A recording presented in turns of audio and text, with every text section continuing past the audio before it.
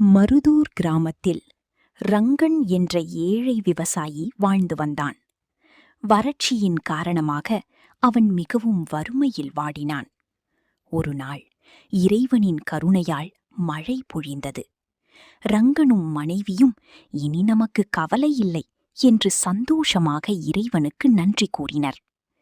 மழைக்குப் பிறகு தனது வயலை உழுதபோது ஏர்முனையில் பித்தளை குடம் ஒன்று தட்டுப்பட்டது. அதை திறந்து பார்த்தான். உள்ளே தங்கக் காசுகள் நிரம்பியிருந்தன. ரங்கன் நல்லவன், ஆனால் பயந்தவன். இதை கூறினால் பிரச்சனையாகுமோ என்று குழம்பினான். அப்பொழுது பேராசைக்கார அதிகாரி மாணிக்கம் அங்கே வந்தார். உண்மையைச் சொல்லத் தயங்கிய ரங்கன் வேறு பேச்சுக்கு மாறிவிட்டான். ஆனால் அந்த அதிகாரி ஒரு வேலைக்காரனை அவனை பின்தொடருமாறு சொன்னார்.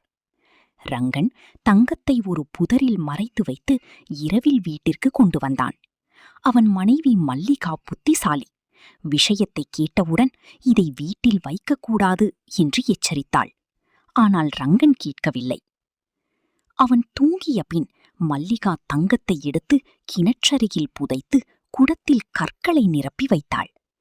மறுநாள் ரங்கன் அதிகாரியிடம் பரிசு தருகிறேன் என்று சொல்லி குடத்தை எடுத்துச் சென்றான்.